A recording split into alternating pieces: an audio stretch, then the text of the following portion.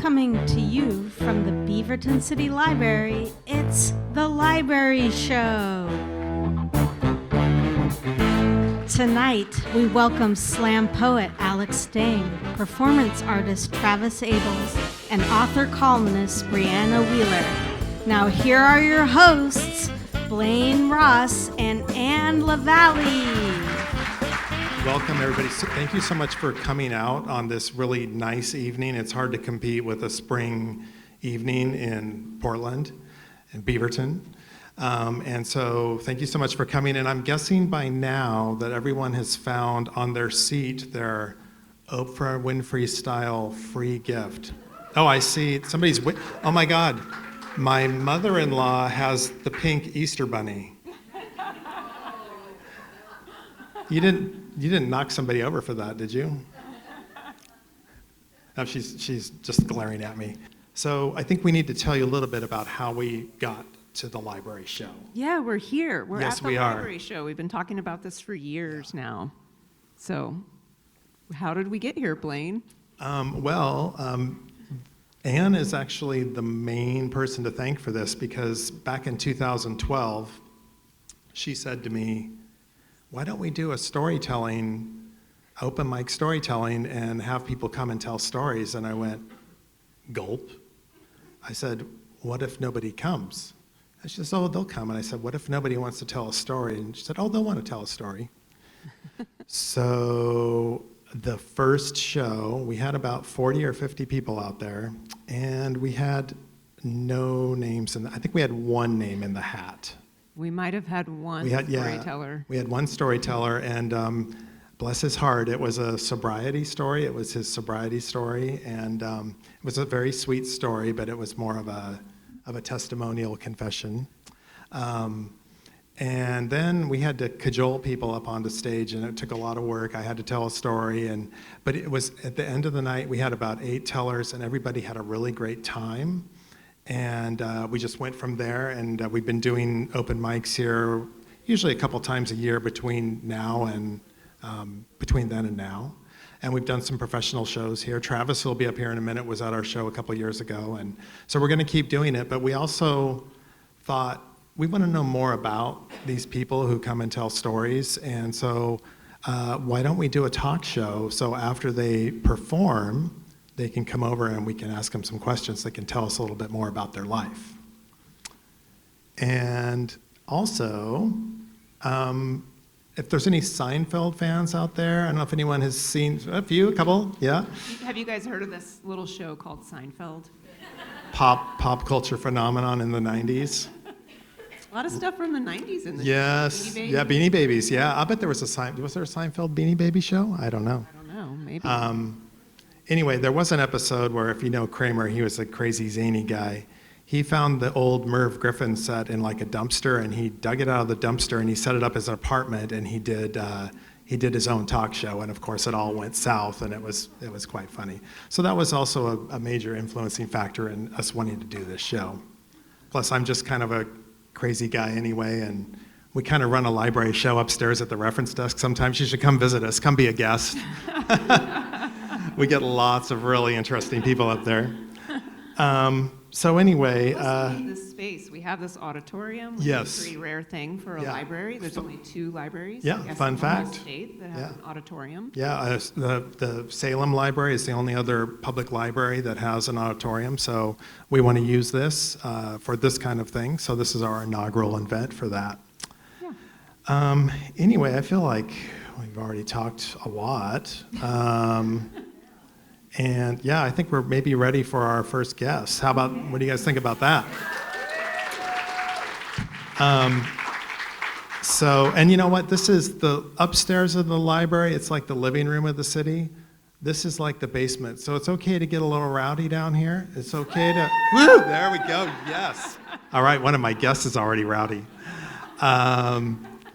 And you know, you want to throw some expletives out there? I'm not going to say anything. We're a free speech place. We don't censor. Yeah, so it's kind of like the rumpus room. Yeah, exactly, rumpus room. And you know, our guests were all they wanted to know, you know, what was okay. I said anything's okay. for you guys, we have to behave. But so anyway, without further ado, we're going to bring up Alex Dang. He's a slam poet, and he's going to come up here, and he's going to give you a little show, and then we're going to talk to him afterwards. Alex, come on up. Hi, everyone. My name is Alex Dang. I am a writer and poet from Portland, Oregon. And tonight we're talking about stories. And poetry for me has been my kind of vehicle to figure out what my story is, what my voice sounds like, how to see myself in the world. And as I'm imagining and looking at myself in the world, I see that my story is intertwined and intersected with so many other people's stories. And I've realized that in order to focus on myself, you still have to focus on the things around you, the whole, don't lose the tree for the forest kind of situation. And so as I kept thinking about my story and my narrative, I realized that one of the big stories that's part of mine is my parents' story.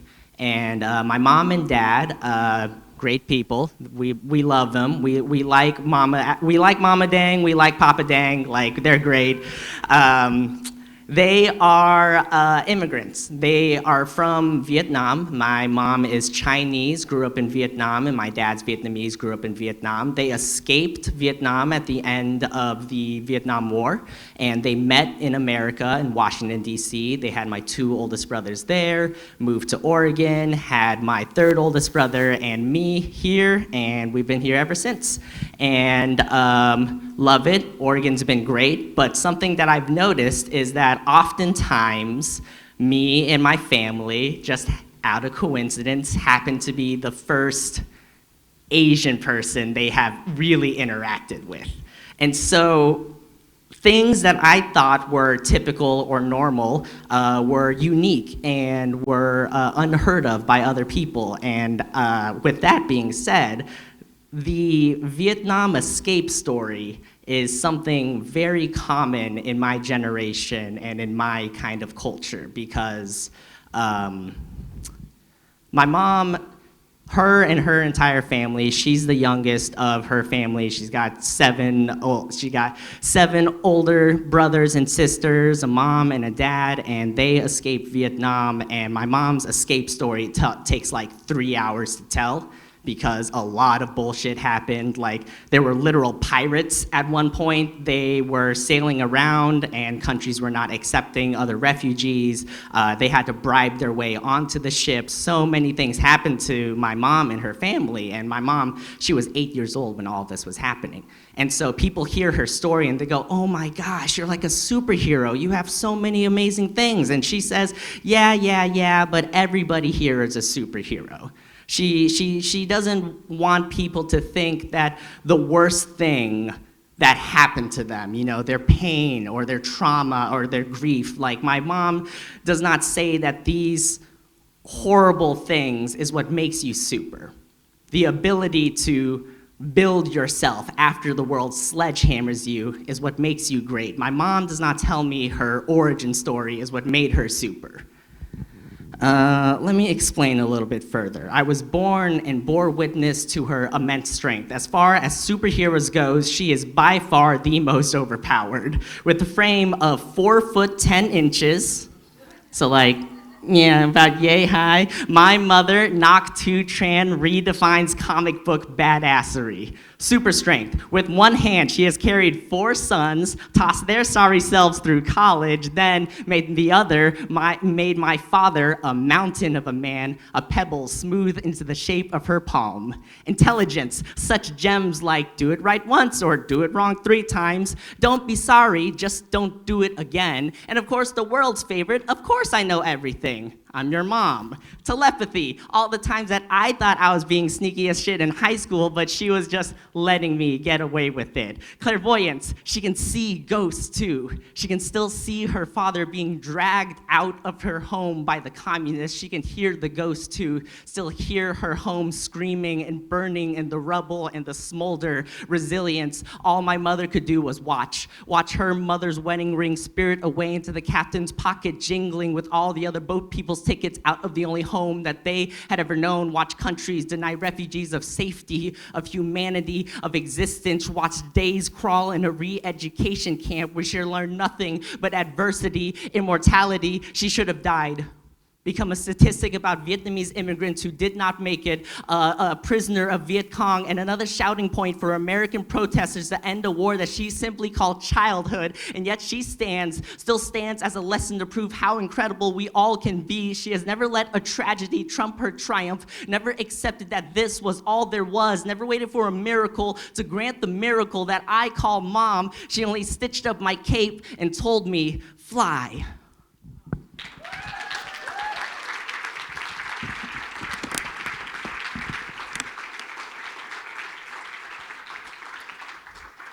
I once did that poem at a competition. It clinched the win, got the highest score of the night. I called my mom, Mom, I performed your poem. I did it, I won. And she said, you're welcome. So that's Mama Dang.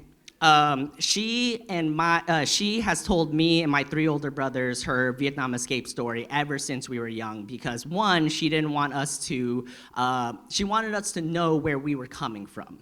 But also, she said that she didn't want to forget where she came from as well.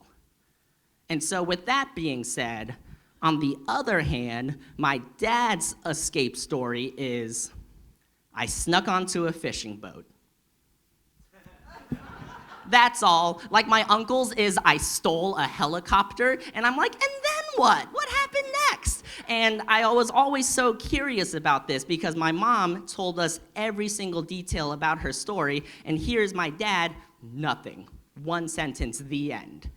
And as I have gotten older and learned more and more about my family, about their stories, about listening to them, I've learned that maybe there's just some shit you don't want to talk about. And I don't blame my dad for that. And honestly, me and my dad, we still have trouble conversating. We say like a total of 13 words when we drive home, and then we let the hum of the pavement fill in the rest. My dad likes cars. He's a mechanic. He likes cars sometimes better than people because people don't have a dashboard, don't have a check engine light, don't tell you if something is wrong, but cars are always honest. My dad is always honest. No, he doesn't talk much, but he lets his motor oil hand speak for him. Growing up, my brothers and I never learned much about cars. 4 sons of a mechanic, not one of us could replace a tire. My dad never taught us. He said he would be around forever to fix all of our cars. Plus, we'd be college men. We'd be going to do more important things with our hands. My dad never talks about love, but he shows it. So when he teaches me how to drive, he tells me to listen to the car. Cars always tell you what is wrong, but only if you're listening, Alex. So I'm hearing the engine, and the pistons, and the fire, and gasoline, and the whirring of the gears, and I hear my dad's heart. I hear this heavy machinery, all ignition and patience as I go too fast in the school zone, or I forget to turn my blinkers off. My dad laughs and just tells me to check my mirrors, check my blind spots, check my weaknesses, tells me to listen. My dad has been listening his entire life, never once turned on the emergency brake, kept sugar out of his gas tank, turned a key, and carried an entire family with him, but his heart is getting weaker. Some things you can only prevent from breaking down further, so I try to find the owner's manual to my father. I try to reassemble the engine of his childhood to see what steered him here, but his make is of another generation, something I can't understand, something his dashboard refuses to show me, something that he does not want to talk about. There's so much mileage in my father's bones, spots in the road never ventured because he did not take us there, told us dead end, wrong way, turn around. I don't know what he is hiding. What corroded secrets my father harbors like rusted ghosts in a junkyard. All I know is I want my hands to look like they've been dipped in oil, to look like they've done something important, like a mechanic, like my dad. I want to be like my dad, y'all. Someone who carries you from your backseat into your bed, who lets you sit on his lap and steer the wheel, who always reminds you to buckle your seatbelt. Dad, I know you won't ever tell me what is wrong, but it's okay. It's okay. We'll just drive instead. I promise. I'm listening.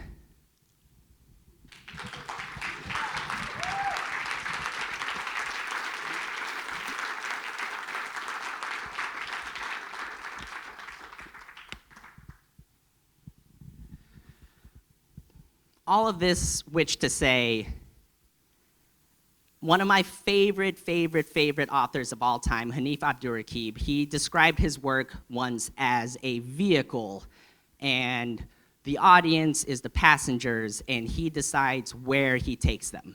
And oftentimes, he takes them to an emotional location instead. So he would drive his audience to heartbreak. And the idea is that we all know what heartbreak feels like, but we take different ways to get there. And so inspiration, stories, your own voice, it can come from anywhere. And so, have you guys seen The Last of Us yet? Yeah, it's a really good TV show, and it's based off of a video game, and I know a lot of people will be like, oh, it's a video game, that's just silly, that's just kid stuff, but no. It's developed and evolved into something real, and this is just to say that, has anyone seen a TV show, an anime called Full Metal Alchemist? Yeah, there we go. Okay, so the idea of alchemy is that you want to take something and rearrange the molecules to make it into something new. So if you had like a ball of aluminum, with alchemy, you could transform it into a brick of platinum. You know, turn something solid to liquid to air to right back into the palm of your hand. Alchemy is like the science of beauty, of change, of art, of all that good stuff. And there are 3 rules of alchemy. Rule number 1 is equivalent exchange. What you put in is what you get out. There's always going to be an equal and opposite action for the reaction and all that good stuff. The second one is the law of mass, of conservation of mass, which states that energy can neither be created from nothing nor destroyed into complete nothingness. And then finally, there's the third one, which is the law of natural providence, which says that something can only transform into another thing if they share the same properties, principles, the same elements. And so essentially, what we have is what we create with. And sometimes we go out there and we find and mix and combine ourselves with other elements to become exactly what we need, right? To fortify ourselves ironclad, to become as light as helium, to explode into sulfur. Yes, we take ourselves and we bring out the necessary parts. We alchemize our importance and transform it into a sword. Look, watch me turn my anxiety into a list of lists, a deep intricacy that I'll never forget because I wrote it all down. There is anger, yes, and it can burn and singe, but it can also be the fire that keeps your family warm. Never should they feel inferno, only the warmth from the hearth. Look, we break ourselves down enough. Let's put ourselves back together again. It's still you, it's still me, it's still all of us, and it's already been scientifically proven that we can never be completely destroyed. So turn your ambition into gold. Our veins now running rivers of value, bones, diamonds, each of us an endless waterfall if we want to be, a verdant forest when we choose to be, the sun, the moon, the stars. Watch me transform into dawn, now noon, now sunset, and now see me dance with heavenly bodies as we waltz across the cosmos for an eternity of seasons. And now ask yourself, what are you made out of? But like, what are you really made out of? Late nights on the wooden play structure before they replace it with the plastic one? Tell me, what is childhood if not an exact amount of embarrassment, discovery, and acne cream? Why are we so scared? Why are we so afraid? Fear, when taken and unassembled, is merely a shaking hand trying to write sense of all of this. It is a trembling voice telling yourself that it does not matter. So when you add clarity to balance out the confusion, what is left of fear? An outline. A silhouette of who you once were. Walk through it like a door and look, you've arrived at your destination. I think all of us have so much inside we can use to create, each of us, a priceless library of endless knowledge, memories, scrapbooks. I think anything can be transformed into love, because why not? I can't remember what I had for lunch last week, but I still remember that in high school, my friends threw me a surprise party in the middle of the summer because my birthday's in the middle of the winter. And I was very surprised and very grateful. And that memory is still a part of me 12 years later. Once I read a poem in a room filled with strangers, and it's the most I will ever feel until tomorrow or the next day or the next week or the next year. And all of these emotions, every little tiny fragmented miracle, every scraped knee, cup of coffee dropped on the ground, every lost wallet, awkward eye contact on the bus, every karaoke song sung so loudly and so badly, all of these things, these are our elements. We are the base we build upon. What we put in is what we get out. I put in love, I get out life. Equivalent exchange. Thank you, everybody.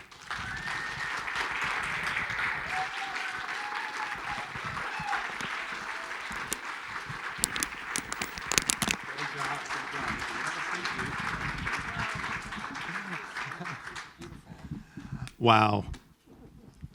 I knew that was going to be powerful, and it sure was. Good to hear. Good Yeah. to hear. So, Anne, do you mind asking him the first question? Oh, sure. First of all, I just want to say that I've never really heard slam poetry. And so I feel like I just got such a blessing for just, thank you for my Well, thank first you for exposure listening. to it. Thank you Yeah, for no, listening. That was really I great. appreciate it.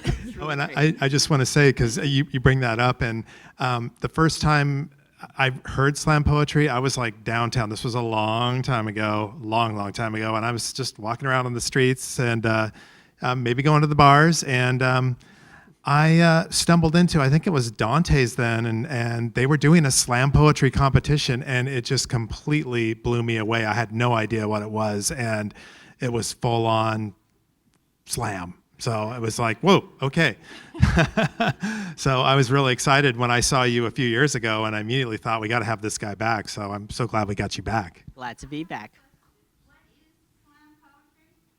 What is slam? Oh, you know what? That's a great question. It might even be on our list here. What is slam poetry? Tell us a little bit more about it. So slam poetry is, I would argue, kind of spoken word. Okay, so poetry meant to be, performed out loud, meant to be spoken out loud. So spoken word poetry would be kind of below that. And then from there, slam poetry is kind of like the game, is the competition of who can read their poetry the best, because it's a game. There's no such thing as who can read their poetry best. But it was a way to get people into the door, into the open mic. And so slam poetry has just kind of become the term and the phrase for competitive talking poetry, if you will. Has hip hop and rap music? That seems like that would be an influence for you. Is that fair to say? 100%. That's actually why I started going to the Poetry Slam in the first place. I did a lot of speech and debate when I was younger. I did a lot of theater, and I also was pursuing to becoming a musician, a rapper, an MC. And one of the things that Portland, even though it's a great city, I love it, but I think we can all agree that it's not a great all-ages city. There was not a lot of stuff for me growing up, and the Portland Poetry Slam happened to have an open mic, and it happened to be all ages, and the entire show was all ages. So I was able to go there, cut my teeth, do some songs a cappella, and eventually I just fell in love with the rest of the craft. Like you said, you build it and they will come, right? Mm-hmm. you make it seem really like effortless and easy, but I'm sure that it's taken like many years and a lot of practice. Can you kind of talk about that? Like, Yeah. So youngest of my family, I got 3 older brothers, so it was easy to kind of be in the spotlight, to kind of be the youngest and, perform for everybody, so to speak. But as I got older, it became a question of who am I? And so it was always easy to pretend to be someone else in theater, in improv, and then even in speech and debate, it could be like, oh, this isn't Alex, this is debater Alex. I've got a suit and I got a tie on. I'm not doing anything personal. This is just all debate. All of this fed into my performance style, where I'm able to look at the audience and pretend like it's an audience full of debaters, so I can be very serious, but also understanding how to play with the audience in theater or improv, and then finally moving the crowd like a musician. So all these kind of things, every thing that makes you unique, I feel like makes your craft and your art unique. well, Nice. So, and I'm curious, you talk a lot about your parents. Do you want to talk a little bit more about their immigration story, or is that something you feel like you... Yeah, well, first, just quick little, pin, Post-it note, immigration, good. Things happening now, bad. Yeah. All of that's, so with that being said, I think it's so funny that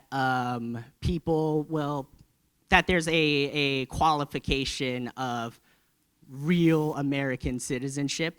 And I argue that if that's the case, my parents are more American than most because they passed the citizenship test. And so many folks that I talk to who are natural citizens will not be able to pass that citizenship test. So with that, I always kind of felt like the immigrants were true Americans. And I remember my mom and her family, they were just looking for a place to accept them. They were trying to go to Singapore first. The boat got lost. Eventually, they spent 2 years in, I think, the Philippines in a re-education camp, and then they moved over to America. They met my dad. And my dad's just been one of those hardworking immigrants where he doesn't talk much. He puts his head to the grindstone. He works. Everyone knows him. Everyone loves him, but he's always working. He's just always working. And I guess that's just to say with a lot of immigrants and a lot of culture and a lot of people today that your story and what makes you necessarily disadvantaged could also just make you appreciate things more. But also, I don't want to... No qualifications, no quantifications. Everybody's story is equal. Everyone's story is a story. Everyone has their own unique story. And I think that with immigrants, every story can be lumped into one, but that's doing a disservice to that. And so I think about my mom's story, and I think about my dad's story, and I think about how I need to learn more about it. And then from there, how I need to learn more about immigration and more about how that connects to America and my life and my culture and to what's going on in the world, how I see myself in the world. Well said. have you been able to travel to Vietnam? Yeah, I've been to Vietnam one time, and it was a lot of fun. I got to see where my dad grew up. I got to see where my mom grew up, and it was really nice to just see my mom and dad immediately click into, oh, you guys are home.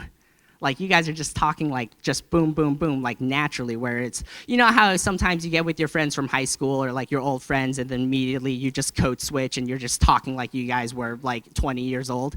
It felt the same way with that, and it was so refreshing to see my parents like that, because I would only see that very rarely in America, maybe if they were with the right people or with the right family members. But here it was just immediate, and that was very touching to me.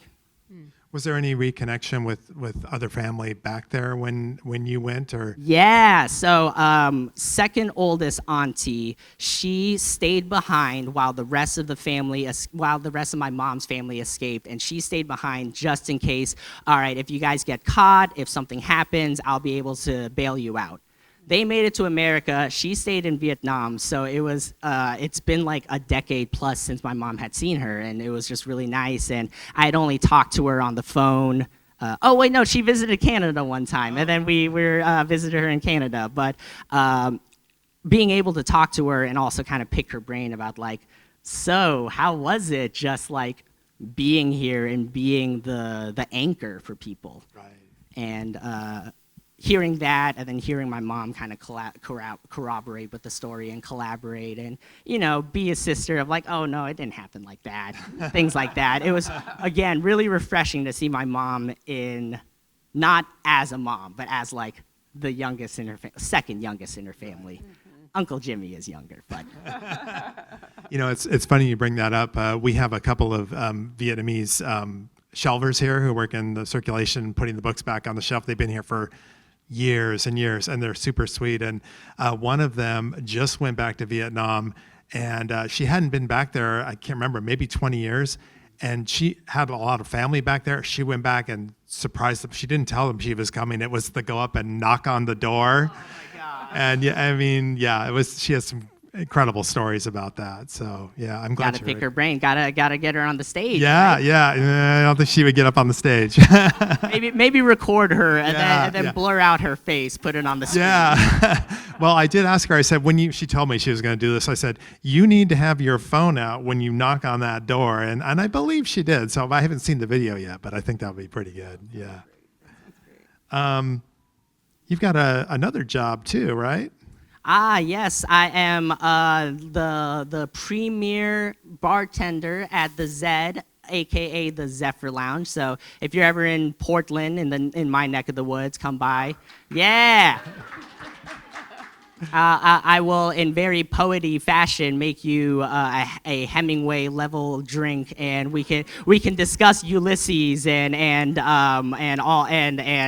I don't know, talk about Joy Harjo and all that good stuff. And did you say that maybe you're going to have a show there coming up? Ooh, yeah, keep our fingers crossed. But I used to run an open mic at the bar. It got disbanded for a little bit. I'm hoping to resurrect it or make it into a new thing.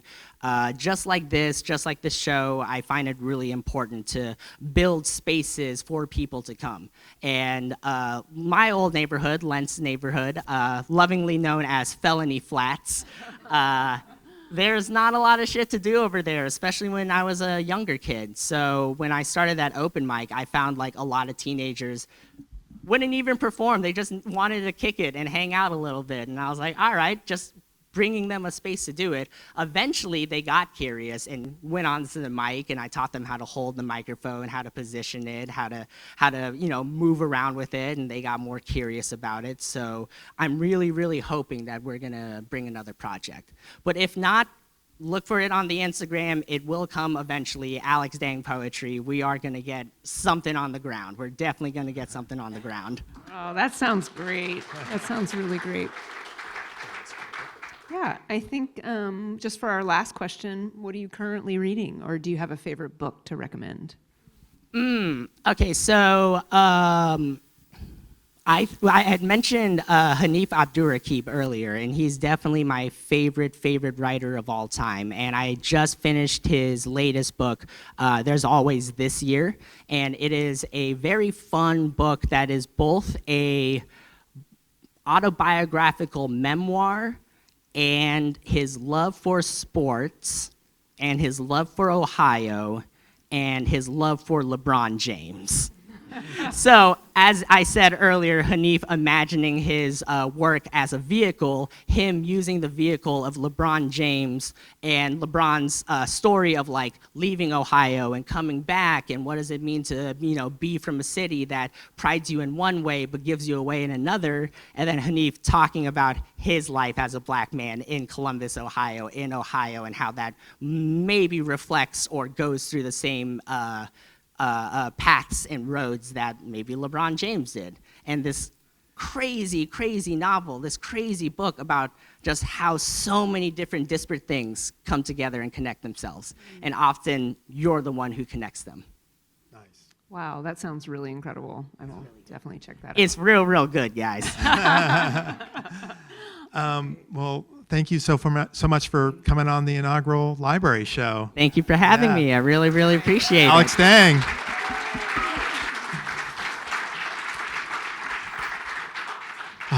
Wow, that was Told- a great start. I told you he was good. I only book the best Really people, good. Ann. So, normally in a late night TV show, they have the commercial breaks. Well, we don't have commercial breaks, but we might plug a few little library things here. And I don't know, did Beth, do you have a working microphone up there? I do have a working Oh my mic, God, Liam. Beth. Oh God, our artificial intelligence, which is not artificial, has a microphone. Our That's- natural intelligence Yeah, is working. yes. The last time I talked to AI, it lied to me, so I've kind of broken up with them. Beth, can you please tell the crowd a little bit about the summer reading that's coming up? Yeah, absolutely. So the library has a summer reading program for adults.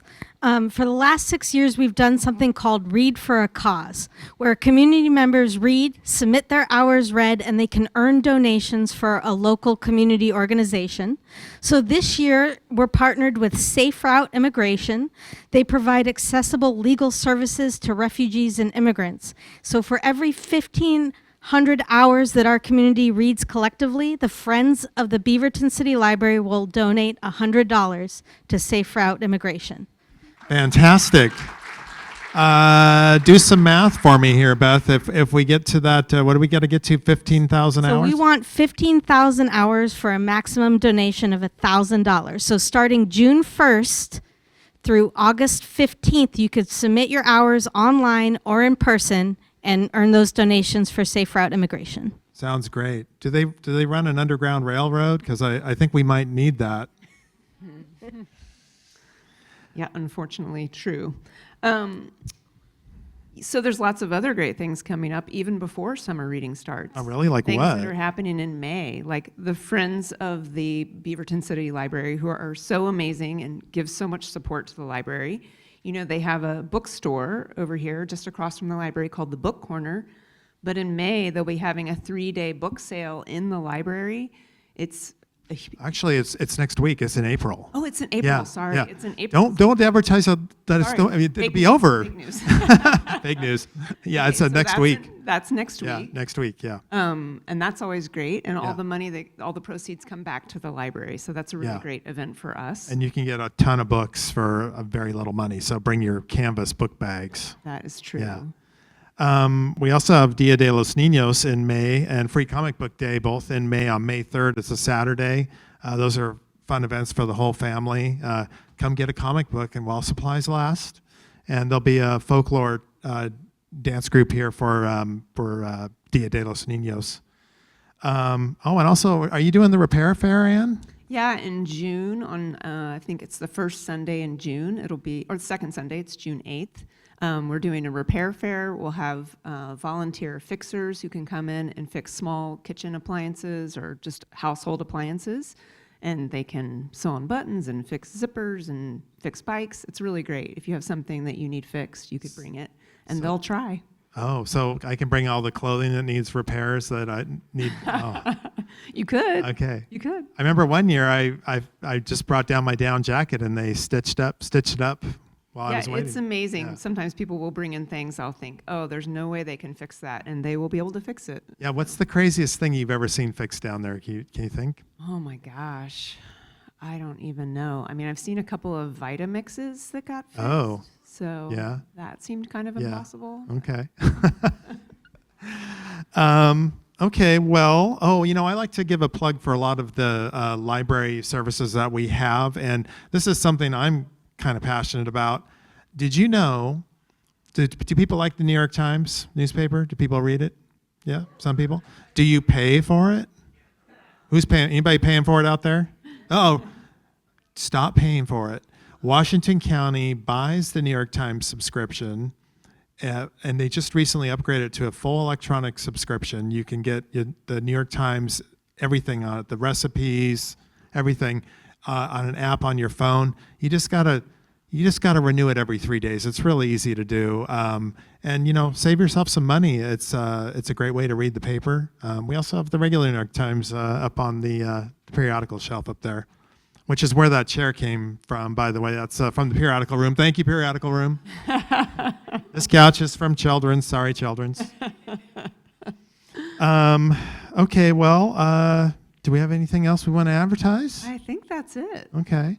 Okay. So I think we need to bring up our next guest. Okay.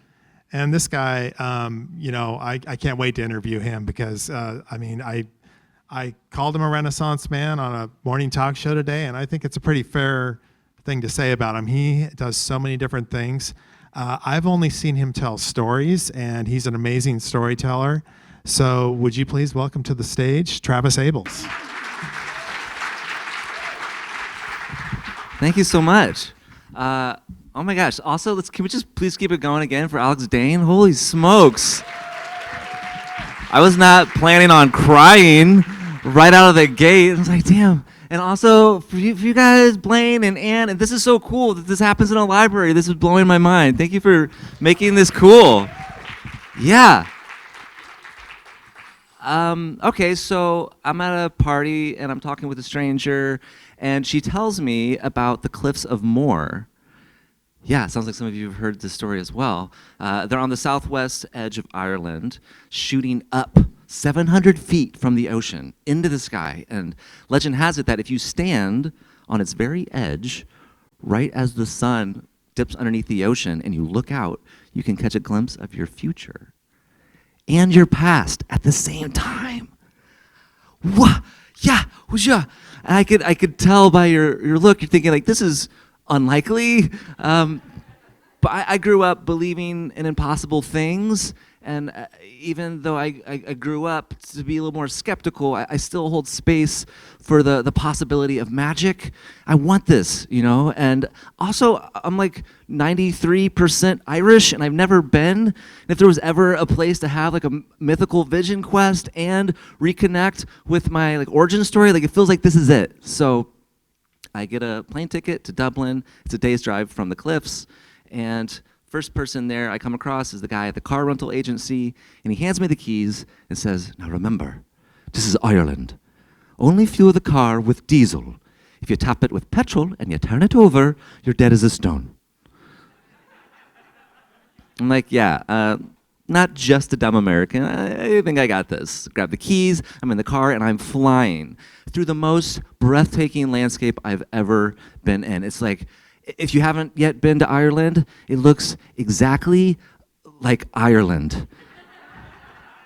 The Irish Spring commercials aren't lying. There's just rolling green hills as far as you can see, and almost every surface is covered in sheep. And like just behind the clouds, you can almost hear angels singing like, "Oh, Danny boy, the pipes are calling." It's amazing. I'm having so much fun. I'm so in love with Ireland that I barely notice when the fuel meter dips below empty.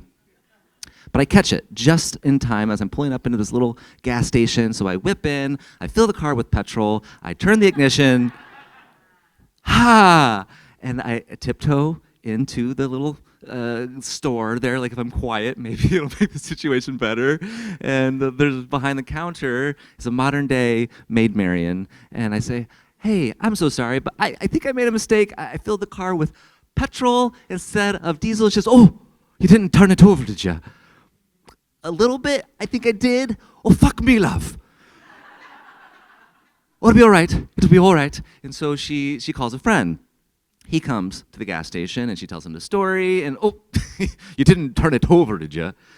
I didn't, but a little bit. Mostly, I think I did. It's like, oh, fuck. It'll be all right. It'll be okay. So he calls a friend. And before long, like half the village is in this gas station, and they're all pacing and scratching their head and asking if I've turned it over, and yes, I've turned it over, until in walks Noah, tall drink of water, the 5-foot rubber tube, and a powerful constitution. And outside, we huddle around him as he sticks the tube into the car, and he sucks out the naughty gas, and spits it into a bucket, and we're cheering him on like we're in this like underground dogfight, like, oh, let's go! Except we're in Ireland, so it's like, there you are, lad! Oh, let's go! And we're screaming, and he gets all the naughty gas out. We fill it back up with diesel. I turn it over, and it starts back up. And we're cheering, and now I'm just hugging all of these strangers, and like Maid Marian is glowing, and Noah, he's gonna need 5, but he's gonna be okay, and I get back in the car to find my future and maybe my distant past. And you know that high you get from just narrowly escaping a dead end and like maybe a little bit of the fumes of the gas? I'm so in love with Ireland. I'm so just ripped up. I'm like punching the roof of the car like, oh, Danny boy, the pipes are calling. I'm having so much fun. And again, it's just so freaking beautiful. Like there's sheep everywhere, the hills everywhere. And there's like now there's snow starting to come down and dust the edges of all of these hills. And it's so beautiful. It doesn't count unless I capture it. So I pull off to the side of the road, I get out of the car, and I set my phone to panoramic. And I'm scanning the countryside, and how do they get the green, like so green? And by the time I get back to where I parked my car, it's not where I parked it, because I was so overtaken by the beauty of Ireland that I forgot to put the car in park, and now it's idling down the side of the road, veering to the left towards a 30-foot drop-off. And I am racing after this thing with the speed of one of those like Jesus lizards going across the water. Like you can't even see my feet. I'm going so fast. And I get to it right as the front wheels are going over the edge. And I yank the door and slam the brake and grab the steering wheel right as the middle of the car goes and slams onto the edge. And now in this beautiful silence, I'm like half inside the car, half outside the car. I'm now the fulcrum point of this 3,000-pound teeter-totter. And in this little moment of stillness, I start to consider my things in the back seat. Like my laptop is back there, my journals, my clothes. I love these things, and I'm wondering, like, maybe do I have enough time and balance to like save them, to grab them, potentially offsetting this delicate balance and just being that asshole who died that way? Or do I just live here now, like just forever stuck between my future and my past?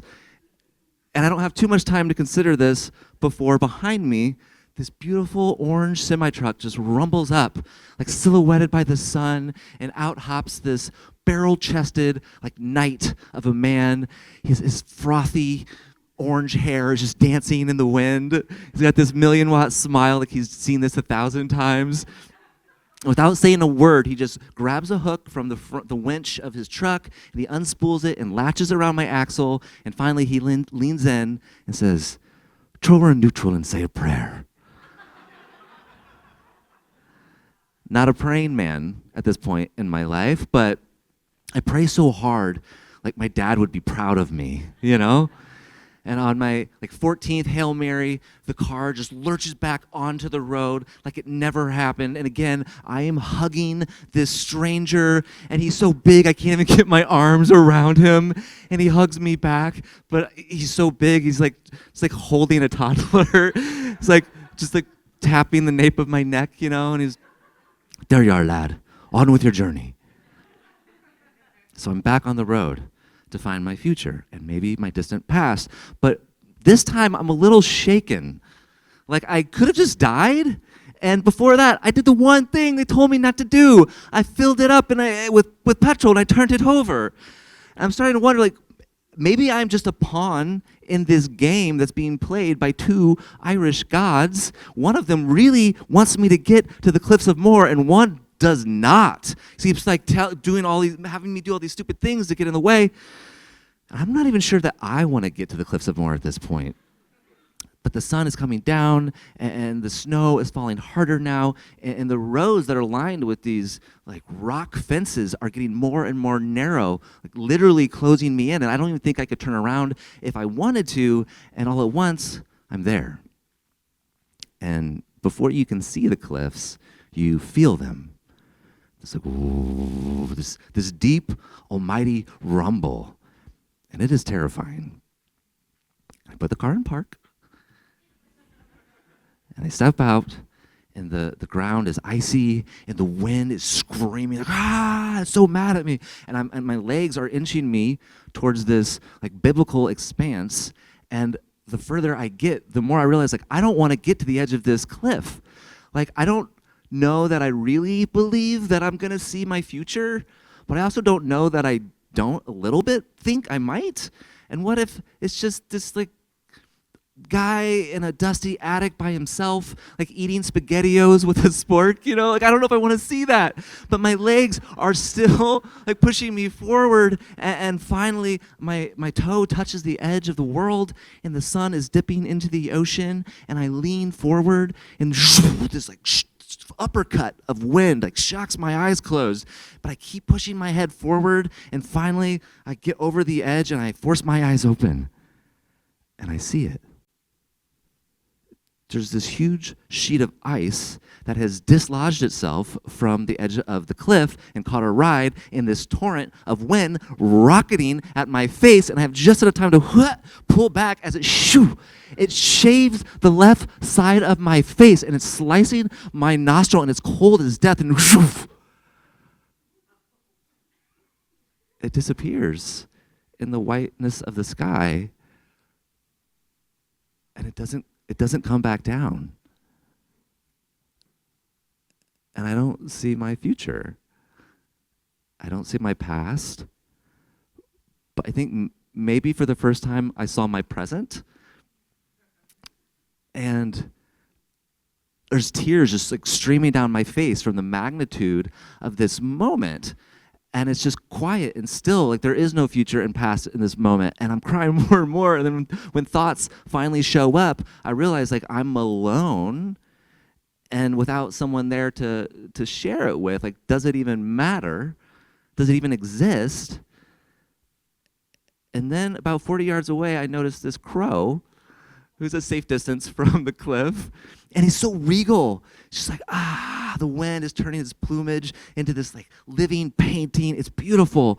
And it looks over at me. And like, I don't know if crows can smile, but I'm pretty sure that this crow just smiled at me like, and it was beautiful. And then it just flies away. And I wasn't alone. I'm never alone. There's always something there. I just can't always see it. Thank you so much.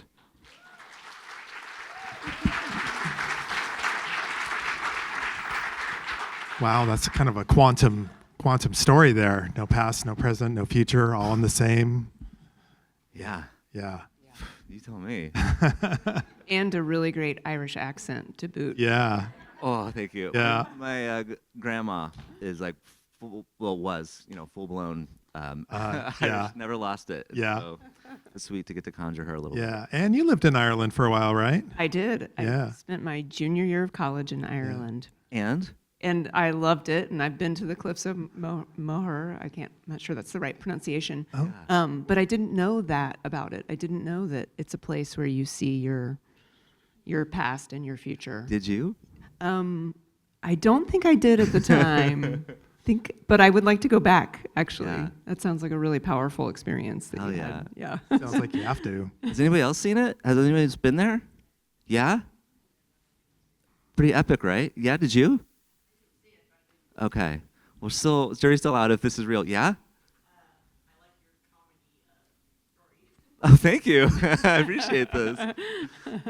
Loving the back and forth, too. We could make it really casual, right? We could toss the thing out here if we want. Well, I think it's interesting. You work mostly in film editing, right? And are you like frequently locked away in a little room somewhere in the dark, like splicing film and things like that? Banging my head against the screen. Yeah. What? I mean, so this is quite the opposite of that. Is this kind of like a relief for you, kind of a catharsis to get out of the editing room onto a stage? I mean, you do a lot of performance work. Yeah, it is a bit of a solitary practice. It can be lonely. It makes me think of like the Academy Awards when they give the award to the editor, and that's usually when people go to get a drink. But if you like stick around and watch the editor like climb onto the stage, they often look like they haven't seen the sun in a few years. They're like, "Who are people?" And it feels kind of like that. So it is a bit of a hard throttle, and maybe part of the appeal of stepping into a different format, and rather than like focusing on telling other people's stories, taking a moment to reflect on my own. Yeah. Were you like that as a kid? Were you kind of you seem like you had been the kid. I don't know if you have brothers and sisters, but were you like the performance artist of the family? I think a little bit like Alex, there's probably something. I was the youngest as well, so there's some of that probably definitely in there. My dad was a pastor, and so watching him was really mesmerizing as a kid. He was an incredible, captivating storyteller, and the story, like there was a lot of fire and brimstone and rules and stuff that I wasn't like, I kind of would zone out a little bit on.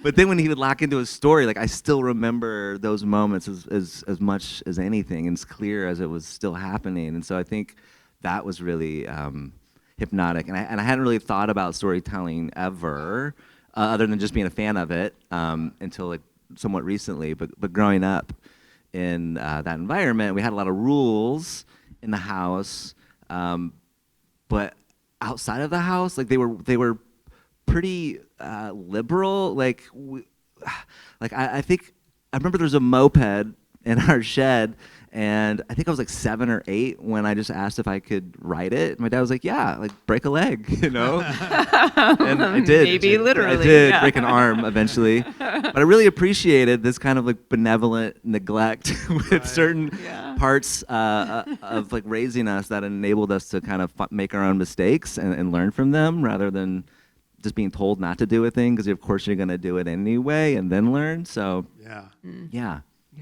I think that's where it came from, was watching him and growing up in that world. So you said it was just a few years ago that you started thinking of yourself as a storyteller, or started thinking about storytelling in a different way. Was that with doing The Moth, or? Yeah. I was having a bit of a dark night of the soul, kind of still shaken from a breakup and trying to like find who I was again, and like find the unmarried pieces of myself and bring them together and all that, and like what was I supposed to be doing anymore. And then like I don't know if it was already in there, or if the universe like has like a very long telescoping straw. I was like and like shot it into my brain, but storytelling just like popped in, and I just Googled Portland storytelling, and The Moth was getting ready to come back online after being closed for the pandemic for a couple of years. And so I went, put my name in, and more than telling the story was really beautiful, was liberating. It felt connecting and like just a transcendent kind of experience, but also just being in the room and hearing other people share their hearts and feeling the room, kind of the invisible strands between us shortening a tiny bit. And that was something that was so mesmerizing about that I just wanted to be part of it as much as I could. So I've just been going to every show I can find and putting my names in the hat as much as I can, and listening to them is even more fun than sharing them. Like, again, hearing Alex, I was like, oh my God. Yeah. So beautiful. Yeah, I think that's one of the great things about storytelling, which is why we like to do it here. It really offers a connection with the audience, and getting people to come up on stage and tell their own stories is, it's always such great fun, and people get addicted to it. We have a lot of the same tellers that come back over and over again, and sometimes I worry they're like, oh, I need to go. If I show up, I'm going to have to tell a story. Blaine's going to want me to tell a story, and I don't like to pressure people, but we have some really good tellers out there, and Yeah, in fact, famously, one of them was almost crushed by an inflatable palm tree one year. He's here tonight, and I don't think there's any litigation pending. I think the statute of limitations has expired, but so we got a real tree tonight, so it wouldn't fall over and crush anyone. I want to hear more about the curious ear. I don't know if people can see this here. This is a project of yours. Can you tell us a little bit about it's the curious ear, right? Yeah, Right? that's so cool. Yeah. Prop, I love that. Well, you know, we're a TV talk show. Yeah, let's lean into that. That's cool. Curious Ear is a community engagement project I started maybe 10 years ago with some pals, with the aim of facilitating connection between groups of people who might not otherwise meet through stories. And so those are kind of 7-foot-tall structures. There's a big ear, and that's placed in one part of the city, and then there's the mouth gets placed in another part. For instance, like we've set up the ear in an elder care facility, and the mouth in an elementary school. And the ear has this kind of glowing beacon element that when you get close, it says, "Everyone has a story, what's yours?" And it gives you prompts, and whatever you say to the ear shows up at the mouth. And it's been really sweet to see people. There's something too about the anonymous nature of it, and when you're close to an ear, typically you're kind of telling a secret a little bit.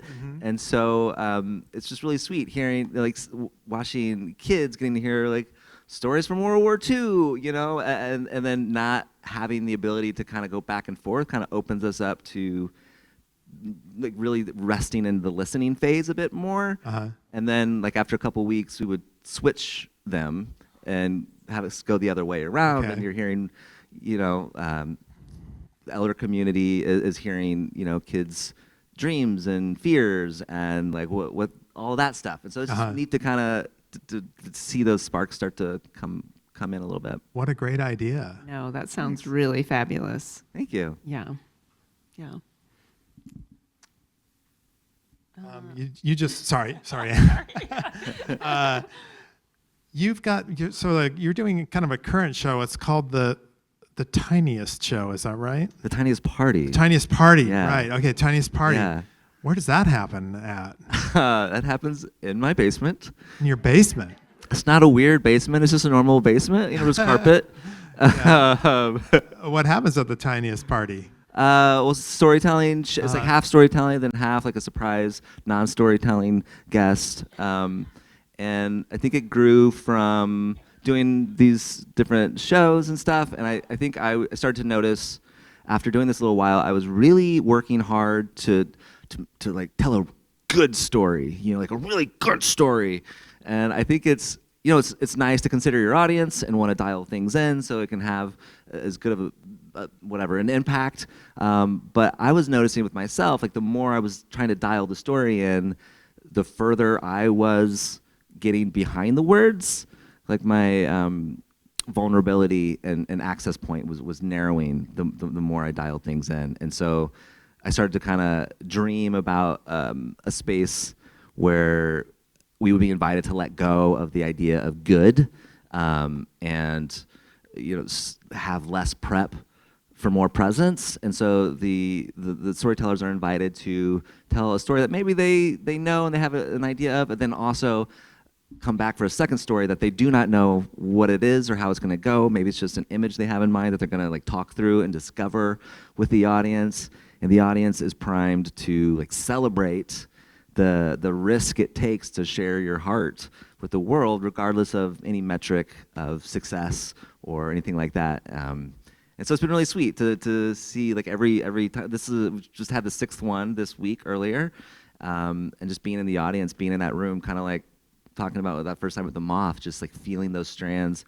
pull a little closer, and it just feels like magic every time. And I'm really grateful that it's, you know, it was one of those things where I pitched the idea for like a year to anyone I could think of. I guess I forgot to pitch it here to this library, but like after a year, there still wasn't a home for it. And so you pitched it to your basement. I pitched it to my basement. Yeah. The basement said yes. Yeah, it was pretty easy sell for the basement. But it was really embarrassing, the idea of like inviting people into my basement. Like that's 42-year-old man. It's kind of like a serial killer adjacent move. It's weird, and like there's no amount of cleaning my house that's gonna fool anyone into thinking like I have my shit together. But then I thought like, well, maybe like the risk of embarrassment is the point. Looking back on it now, like I think that's part of what makes it special is that it's this kind of like crummy. It's not that crummy. It's like it's clean, It's like it's just empty, And so it's been really sweet to see. Well, if you ever take it on the road, maybe it needs to come to my basement. I think that would be a great next step. Or we got the basement here too. I right? know. So Maybe it needs to come to this basement. Yeah, it seems like there's more space in this basement. Yeah, I think you need to do another pitch to us. Okay. Yeah. We'll all right. call this a pre-pitch. Yeah. The what pitch? I love that. Pre-pitch. Pre-pitch. Okay, great. Yeah, I'll put some thoughts together for you. A little slideshow. So what's next for you? I think I have a note here that you have something coming up at Back Fence. Back Fence, another awesome storytelling platform in Portland. Frayne Masters runs that. Yeah, Frayne, you're not here tonight, are you?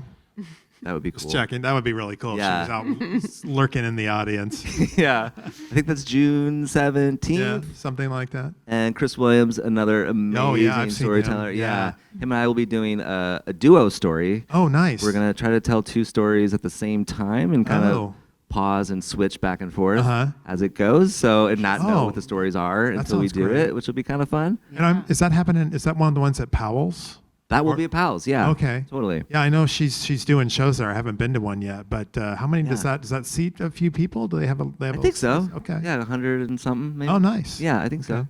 And there's also Tiny's Party is happening every month. Okay. Um, And so we can get tickets. You for get that? tickets. Yeah, it's a thing on Eventbrite Yeah. with Instagram, Tiny's Party. Yeah. You can find stuff out about there. Okay. And then there's also a show called The Worst Show.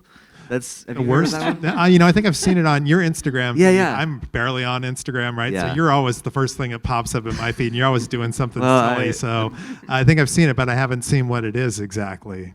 It's cool. It's like the worst of scenarios. Oh, okay.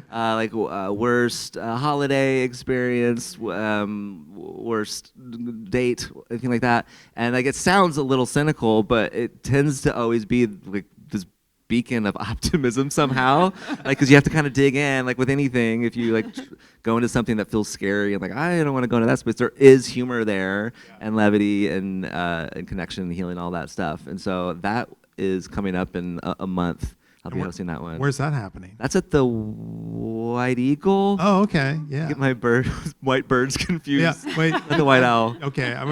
Something closed over there. That wasn't the White Eagle. Maybe that was the White Owl. I don't. Oh, Yeah. Okay. It's at the White something. Okay. Yeah. Like okay. some kind of white bird. A lot of that. Yeah.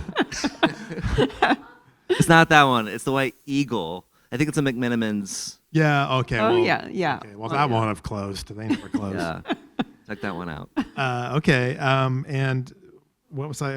Felt like there was something else I wanted to ask you about. To check my card here. Yeah. Oh well. What's your favorite book or author? You got something you're reading you want to tell us about? Yeah, I have a hard time with favorites, but I have That's okay. two books that I don't leave the house without.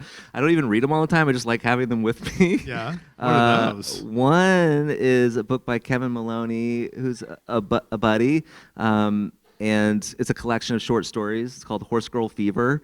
Even if I didn't know this guy, I think he'd be one of my favorite authors. Mm-hmm. He does like auto fiction, which I hadn't heard of before. What's the auto fiction? I don't. He's like pulling from his real life, but and then like a watercolor, just watching the ink kind of just spill across the page and lets his imagination kind of fill in the gaps. And so it's kind of fun to read and try to decipher like what's him and what's imagination. Uh-huh. And beyond just that, it's just a beautiful like the namesake of the book, Horse Girl Fever, I read like 5 years ago, and hands down for me, like the best short story, most impactful short story I've ever read. Like even over the, what is it, used baby shoes for sale, never, that one tops that one even. Yeah. Like Okay. Hemingway, Eat Your Heart Out. It's beautiful. And the other one is George Saunders has this book, A Swim in a Pond in a Rain. I think when we chatted a we few were weeks talking ago, about that. Yeah. yeah, unsolicited, I was like, hey, can I read you a passage from a book right now? Yeah, he ran off and got it. And it was really beautiful. I actually looked. We do have some copies in the library. I think I may have had to put a hold on it, but It's so good. yeah, it's so good. basically essays on famous other writers, right? Yeah, like it's kind of a dissection Yeah. of Russian short stories, but also it's like one part that and one part like masterclass in writing and one part just like motivational speech or something. It's so beautiful and so unexpected. That sounds good. Yeah. I know what I was going to ask you. I really want to know more, and maybe you're not prepared to talk about it, but the piano, the puppet piano. Yeah. Yeah. Can you tell us a little bit about? Is that still out there somewhere? It might still be out there. It might still be probably out there. in a various state of disrepair at this point. Oh, if it well, is. tell the audience a little bit about it. So Yeah. So Piano Push Play, have you all heard of that? It's a really cool initiative in town where they collect old pianos that aren't being used and they give them to artists to make art with, and they just pop them all around the city for people to just come and play music and stuff. And so I was asked to do one of those, and I had the notion of like a puppet and like wiring string from every piano note to like pull on various set pieces of this like sea diorama with a dragon and a mermaid and like a pirate ship and all these things. And it was really neat, the idea of like every time someone plays a song, like that'll never happen again. Like the whatever the movie that is created from that, it's like a lava lamp kind of thing. So that was really fun, and it wound up at the Children's Museum for a while. Okay. And I'm sure at the Children's Museum it got really handled. Hammered on a lot. So we'll see. I think it might still be there, but Okay, I haven't all checked right. on it in a Well, minute. that's the impermanence of art, right? Yeah. Sounds fantastic, and Yeah. I do believe you are a Renaissance man. Wow, That's you very have your sweet. hands in a lot of Yeah. different things. We don't even have Indeed. time to talk about the soapbox derby car that was shaped like a giant nose that he crashed in L.A. His website is quite fascinating if you've got some time to check it out. That's very sweet. Thank you. Yeah. Well, thanks so much for coming on the show. Thank you for having me. Yeah. So Thanks, cool. Travis. Thank you all. Yeah, thank you. Thank you. So we're going to bring Brianna up here in just a few minutes, but there's a hope. We're going to sit here and chat a little bit, and Beth is going to try and turn on the projector. We had some technological difficulties today, which is not uncommon in this line of work at the library. Yeah. It wouldn't be a day at the library without technical difficulties, right? That is actually true. Yeah. Let's talk a little bit about that, Anne. Well, that's a great segue because Yes. Blaine and I have often talked about how it's kind of funny what people think librarians do, or people who work at libraries, what they do, and what we actually do, and how Yeah. it actually is. Like people will often say to us, "Oh, it must be so nice to sit around and read all day." Yeah. Sit around and read all day. That's what we do. And also, it must be so nice to be in a very quiet environment. Yes, it's very quiet in the library. Yeah, our library is one of the busiest in the state of Oregon. A couple of thousand people a day come through the door. It's very bustling, and I would hardly ever describe it as quiet unless we're closed. Yeah.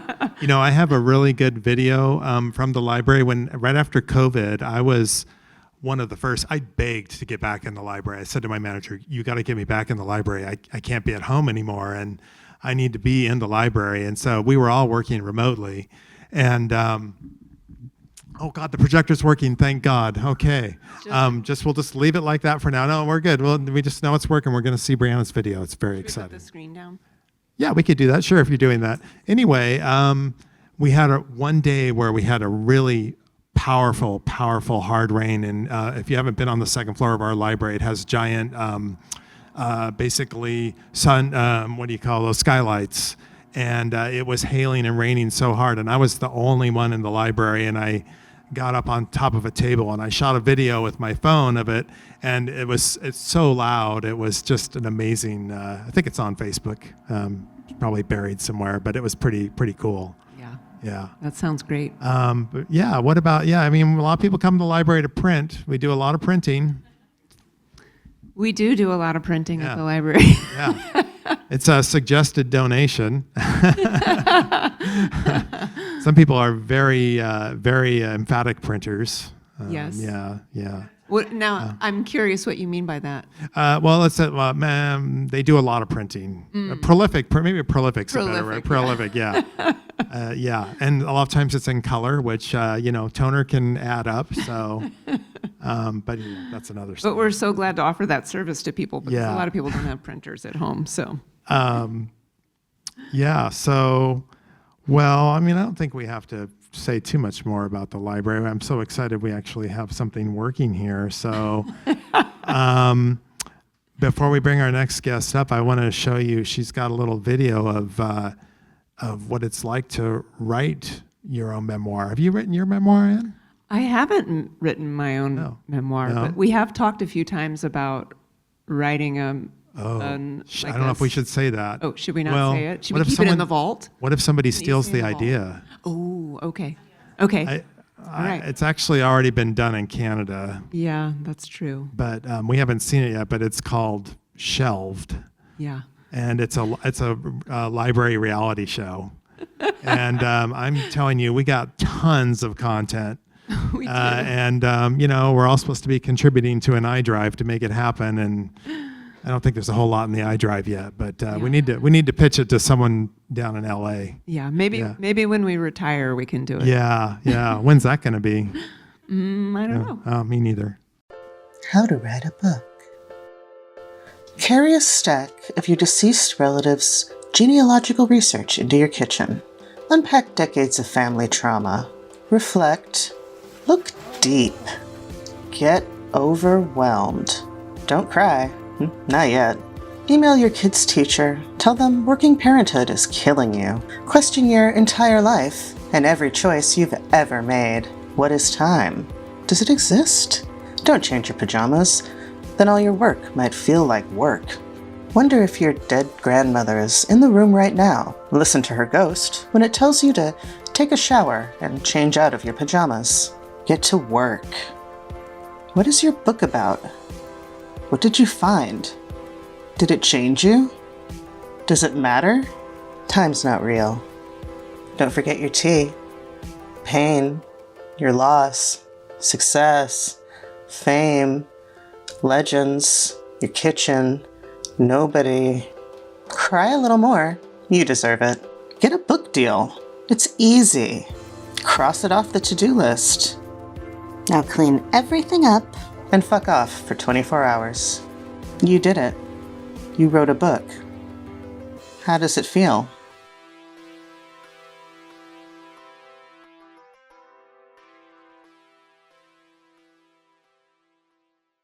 Ladies and gentlemen, please welcome to the stage Brianna Wheeler.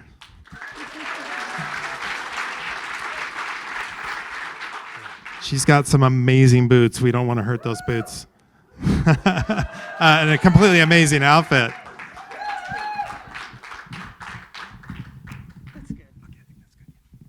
Thank you. Thank you. Thank you. Thank you for that beautiful introduction, Blaine. I appreciate it so much. Can you guys hear me? Is this working? Yeah, are we good? Okay. I also want to thank everybody here tonight. As you saw, I mostly wrote my book at my kitchen table. Shout out Carrie Mae Weems, the kitchen table series that actually inspired that short film. And I wrote most of my book at my kitchen table, yes, but the rest of my book I wrote at my local library, the North Portland branch. Yes, it's so meaningful to me to be here with you and to share this work at the library with library people.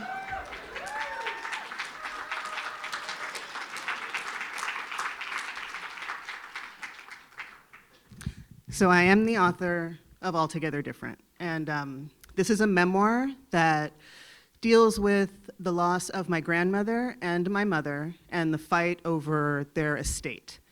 It also organizes my grandmother's genealogical research, which you saw, decades worth of research. After she passed, I collected that research and I organized it into a timeline. That timeline becomes the other part of my book.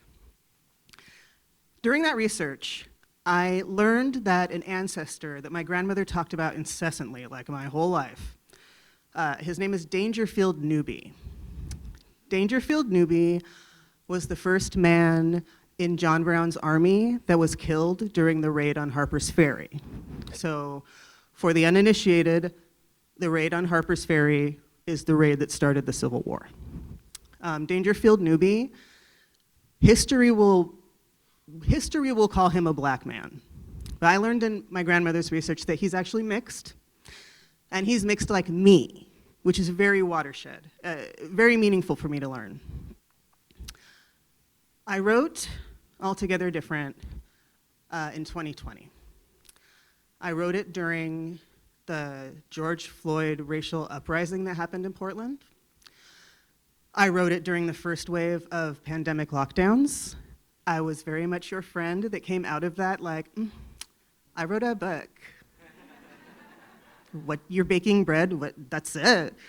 I'm sorry, but I was very much that asshole. Oh, I'm sorry. But after, this is all a lot. Emotionally, unpacking all of that was a lot.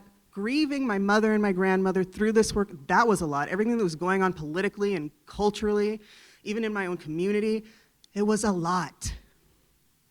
So when the book was finished and it was finally out into the world, I just didn't feel that good sense of satisfaction or completion, or maybe pride even. And that's because the two people who would have appreciated this work most, my grandmother and my mother, they're deceased. And that's kind of heartbreaking. Some of you might know me from the arts and culture writing that I do for Willamette Week. I'm also their cannabis reporter. And I did that work before I was writing the book, while I was writing the book. I continued doing it after I was writing the book. And I got an assignment after the book was done. And I was very much in the feeling of malaise, this kind of I'm a little bit depressed, even though I just did this huge, amazing thing. But I don't know, it doesn't really count for anything. Just, whatever. Just feeling all of these kind of heavy feelings. So I get this assignment, and it is to review an art space in Lake Oswego, of all places, because it's in a suburban home that has been transformed into an immersive art space. So it's just a very typical ranch-style house on a tree-lined suburban street. You would never expect what was going on inside of that house. I decide, because of this malaise that I'm feeling and this wonderful assignment I just got, I have this amazing idea. I'm going to do a bunch of psilocybin mushrooms, and I'm going to get all up in that art space, and I'm going to lift to the veil, I'm going to visit the ancestral plane, and I'm about to get some fucking satisfaction from my mother and my grandmother. Such a good idea, right? Everybody knows that psilocybin mushrooms are for seeing your ghosts or whatever. It was a very good idea in my head at the time.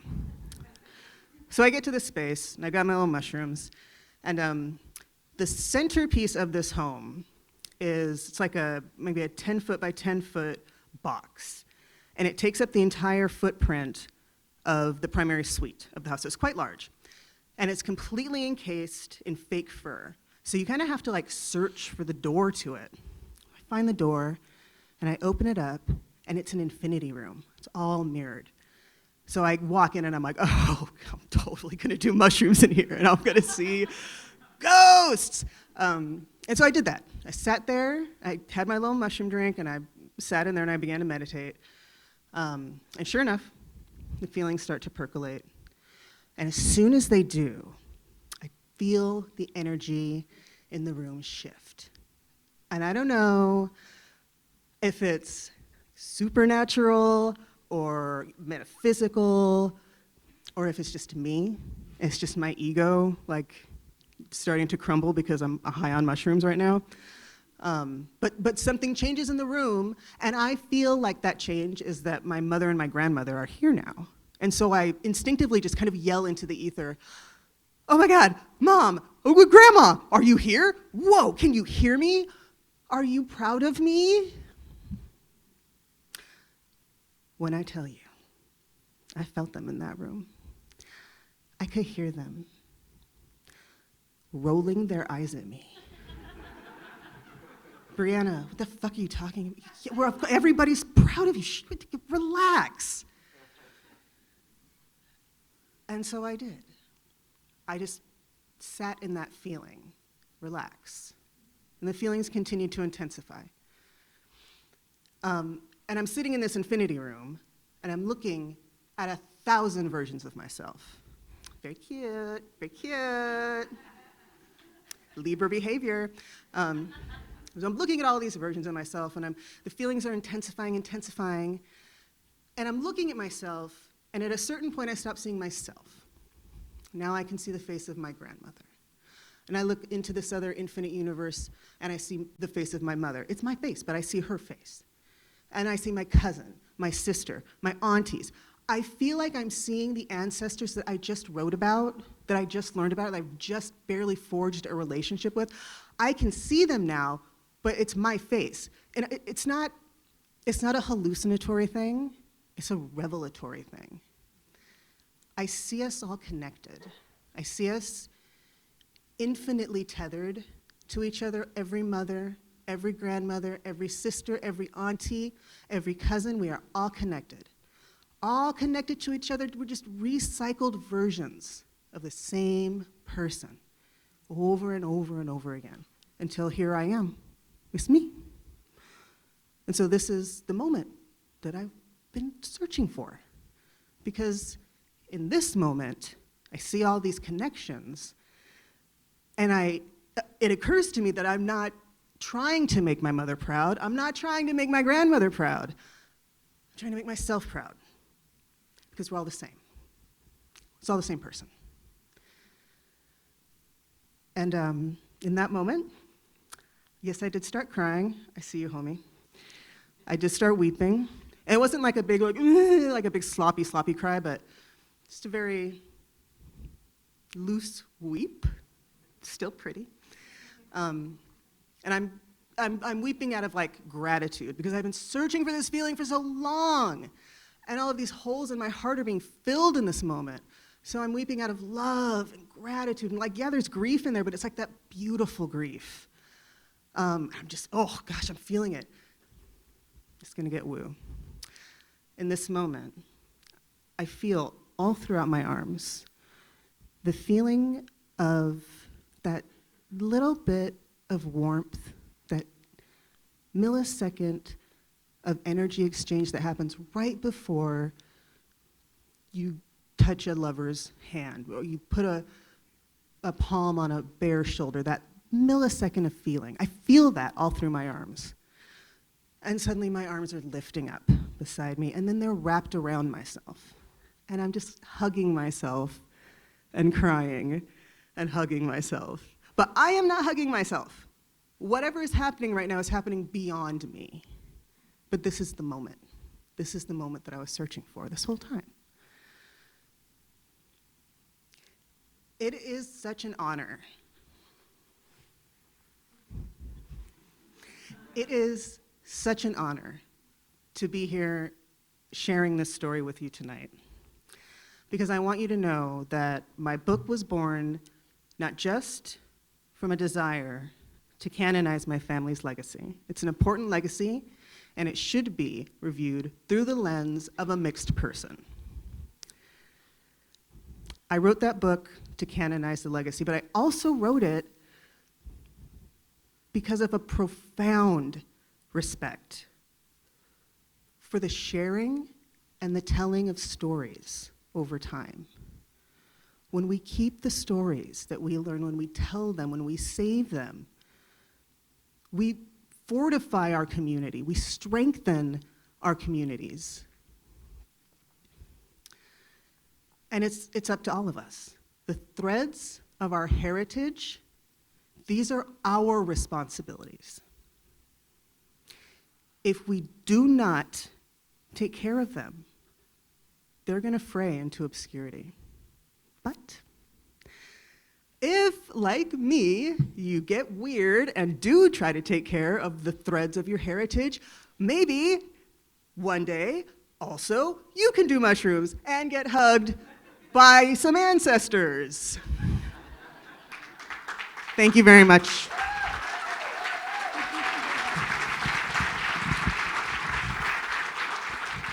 Thank you. Oh my God.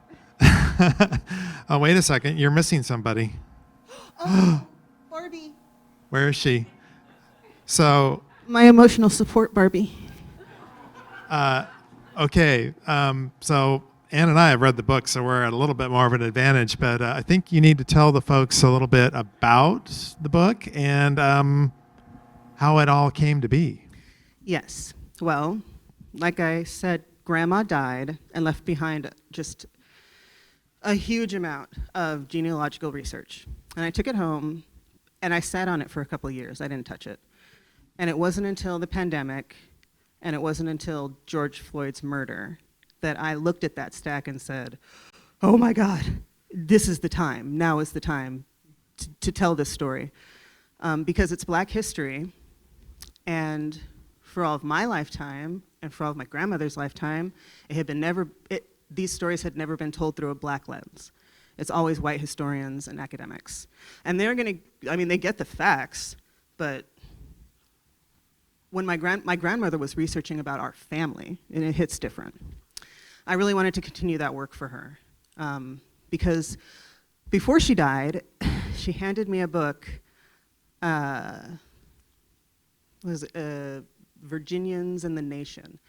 And it was a story about how Virginians led the nation in migrating to non-slave states and how it kind of changed the tide of the American culture. And there's a chapter in there that's all about the Newby family. It's all about Dangerfield Newby. And she gave me that book right before she died. She said, read that chapter. And I said, you want me to read this whole book to you? And she's like, nah, read that chapter to yourself. And then I started learning about Dangerfield Newby. And the impetus to tell that story was kind of like marinating in my mind. And then it wasn't until after my grandmother passed, and I journal all the time. I journaled through her death and through the estate battle that followed, which was, if you love drama, oh my God. It was so, I hate that I was a part of it because it was so juicy, oh my God. But I hate that I was part of it, but oh my God, it was so good. It's covered well in the book, I might add. So when you read the book, you'll definitely get a feel for that. If you love drama, yes, you love that part. So I'm journaling all through that, all through my grandma's death, through the estate battle. And the estate battle happens in Southern California, in Los Angeles. But I live in Portland. So I have this view of everything happening and this distance that it gives me, this perspective that it gives me. It's a completely different take on what's happening. Because also I'm going through my grandmother's research and I'm learning what our family gave up to live free. And then I'm turning around and I'm seeing my cousins and my uncles and my sisters and my other people in my family fighting over, I don't want to lessen it and say scraps, because it was an estate, it was a house, it was stuff, it was real. But the way that we were fighting over it, you would have thought that we never escaped enslavement. It boggled my mind that we could have devolved so much and have become so entitled too. So once George Floyd was murdered, I said, this is the time.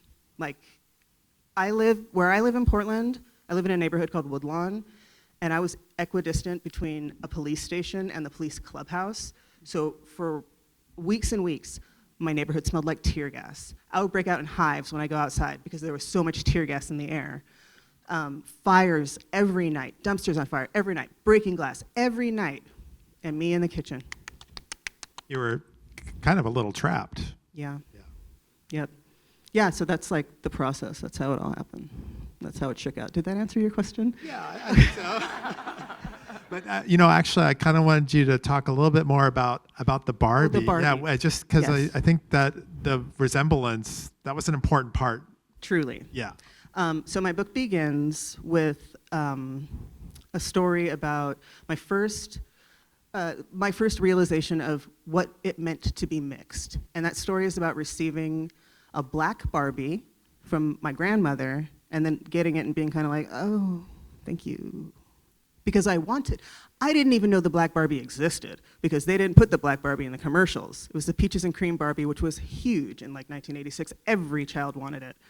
And I got it, but it was a black version, and I just didn't quite know how to deal with that. And then my birthday's in October, so a couple of months later, I received the white version from my white grandmother. And I loved the shit out of that Barbie, even though... So I try to imagine when my grandmother passed, as I'm kind of processing all of this, what actually spurred that memory was... I was watching a video by the drag queen Trixie Mattel. Hey, my people! And she's doing her reviews of Barbies of all the different decades. And so she finally gets to the Peaches and Cream Barbie of 1984, and oh my gosh, it all comes back to me. The rejection of the black Barbie, the wild acceptance of the white Barbie, it's like a floodgate opens. This is where my story begins, because this is my first realization that I'm mixed, and that there are choices to be made because of that, and those choices can impact your family members in ways that you can't anticipate. I finished the book. It starts with that story. It starts with the story of the Barbie. But when I finished it, I wanted to buy myself that Peaches and Cream Barbie. I was gonna go on eBay, and damn the expense, I was gonna buy that vintage Barbie. It was too expensive. Oh, way too expensive. But when I was searching, I saw a new line of Barbies, and this one right here looked just like me. I used to wear my hair like this before I cut it all off. It was very big and curly and blue. And so, in this incredible full circle moment, like how could you even anticipate the drama that having to choose between a black Barbie and a white Barbie, and here I am, 40 some odd years later, I don't have to choose. She's mixed, y'all. She's beige as hell. Look at that hair. Representation matters. I'm so serious. So I love her and I keep her. Yes. So great. Do you want to talk a little bit about sort of the parallels and the two worlds of your world and what was going on in the world where your ancestors came from when this was happening at the time? Did you feel those parallels or? Yeah. Oh my gosh, yes, so much. So like I ended up feeling connections to these ancestors that I was learning about, and like the connections felt so real. Like this did not feel like it happened because it didn't happen that long ago. It really did not happen that long ago. So there was one distinct connection that really just like broke me down, shook me out. Dangerfield Newby's mother was married off to his father, who was a white Scottish man, and Elsie Newby, that's Dangerfield's mother, she was a house servant. So knowing that, I kind of have to assume that she was at least light-skinned. She lived her life as a house servant, and when she was 13, Henry Newby, who would be her husband, came through on tour. He said he looked at this little 12-year-old enslaved little girl and said, "I'm gonna make her my wife." And the man who was enslaving Elsie said, she was 12 years old at the time, or 13. He said, "She's too young. Come back in a year and you can have her." So this is the first parallel that I made that just, made me feel so freaking gross. Because also when I was 13 and 14, older men were always trying to pick me up. I looked more mature, and it occurred to me that, I think this might run in the family. That we're kind of young and mature, and we're women, and it's just this, how the DNA that we've inherited over the years. And I felt so close to her because I too have had like a man come to a 12-year-old Brianna and say, "Let's check you out in another year. Well, I'll come around in 2 years and see." So I felt this deep connection with Elsie right off the bat. And then of course learning how Dangerfield was mixed with a black mother and a white father. That's how I'm mixed also. So there are, to be black, to be white, to be both, to be neither, to have advantages, to have disadvantages, to be to feel bigotry and then to feel acceptance, to be able to move through the world in this way that is, sometimes you're invisible and sometimes you're the most obvious person in the room, but wherever you are, there's not really going to be anybody else there like you. And I find, like, which is kind of a feeling that I didn't really settle into until I was writing the book and kind of realized in writing and realizing and learning about Dangerfield, I saw that struggle in him and was able to see it reflected back in my life as well. So there's that parallel. I think, yeah, those are like the big ones. Okay. And you went back to Harper's Ferry, did you, right? And what was that like? Oh my God, it was so crazy. It was so much fun. I had never been. First of all, it's beautiful, like objectively beautiful. And I feel like we live in like one of the most beautiful places in the world. So even to say that another place is beautiful, like, I'm really like, yeah, I really mean it. It was absolutely gorgeous. But I got to speak at the John Brown Museum, and I got to speak about Dangerfield Newby in a room dedicated to Dangerfield Newby, right?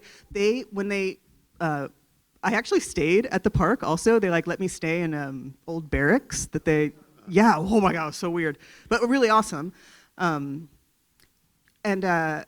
Yeah, I got to speak, and the top floor of this museum is dedicated. There's a room called the Allies for Freedom Room, and it's all about the 5 soldiers in John Brown's army that were black or mixed. My hosts didn't want me to go up there by myself. They're like, we have to take you up there. Because they thought I was gonna see it and like freak out crying and just like lose my mind, which I did, but like in like the cutest ways. But it was very, very exciting to be there, to represent, because it was a speaking program. And who were the other people speaking?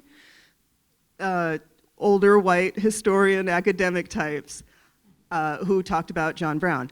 My ass got up there and told that story. Yes, they loved it. Oh my gosh, they were like, ooh, she brought the West Coast. Oh my goodness. I very much did. But it was very, very exciting, very meaningful. And then when it was all over, I did my speaking program. It was well received despite all that talking about mushrooms and everything. At night, so it's a very small, very, very small town. I just walked around all night and there was nobody there. But I imagined myself like, this is where it happened. This is where it all happened, and I'm here now. And I had like, I had like a really deep moment with a tree, because this tree was very big and very old. And I kind of went up to the tree and I was like, you saw it, huh? You saw it all go down. What can you tell me? Share your wisdom with me, my tree. And that felt kind of deep and meaningful. And then I went to the place where Dangerfield died, where he was shot, and saw it. Yeah, I saw the whole thing. I don't think I'll ever be the same. It was another one of those moments, like one of these watershed moments where I'm like, wow, life isn't what I thought it was. Life is so much more. I'm so much more connected to my ancestors, and they're so much realer than I really imagined beforehand. Not only are they real, like they're here. I'm them. I'm with them. They're with me. And so that all came together for me in Harper's Ferry, and it was awesome. It was really beautiful. I love thinking of you being by that tree, and maybe your ancestor was by that tree or touched that tree. Mm-hmm. I just really feel like that's a beautiful connection. Yes. Yeah. And I was hoping that like nobody was looking at me. It seemed pretty empty, but I was like, if somebody looks at, I was smoking a joint, of course. I just got like this big doink hanging out of my mouth, and I'm leaned up on this tree. Tell me your secrets, tree. Part of the lore. It's all part of the lore. you're going to do an audio version of the book, right? Yes, the audiobook will be out this summer. I hope. Are you going to read it? I hope you read. You have a beautiful voice. I think you should read it. Well, thank you very much. Oh, good. I'm so glad to hear that because when I was reading it, I was like, oh, I would love to hear her read this. Oh, thank you. Yes, It's going to be me. Okay. Yeah, I'm going to use my podcaster voice to do it. Excellent. So what else is going on? What's next for you? Are you working on another book? I am working on my next book. It's kind of like a continuation of the stories about my mother and my grandmother and kind of a guide to grief. Altogether Different is kind of a hybrid because it is a book about, it's a history book, but it's also my memoir, but it's also illustrated. So the new book is a hybrid in the same way. It's stories about grief and dying, and it's also a collection of the recipes that my family used during those times when we were grieving and people were dying, and food becomes such a comfort and so important during those times. Like, I think people sleep on how somebody really needs to feed you when you're grieving hard. You will not do that shit for yourself. So ideally, like, the book is kind of like a guidebook to adult grieving with some cool recipes. That sounds great. Yeah. It does. Yeah, and I really like that you emphasized the importance of ancestry and looking back at our roots and where we came from and how important that is. Because I think in this day and age, people are forgetting. Yeah. Yeah. So I'm glad you did it and are doing it. Yeah. Thank you. Yeah. Well, I think that's all the questions we have for you. Oh, it's been an honor to be here. Thank you. Thank you so much for coming. Thank you so much, Brianna. And please stay up on stage. I want to have Travis and Alex join you on stage to take a bow and get some more appreciation from the audience.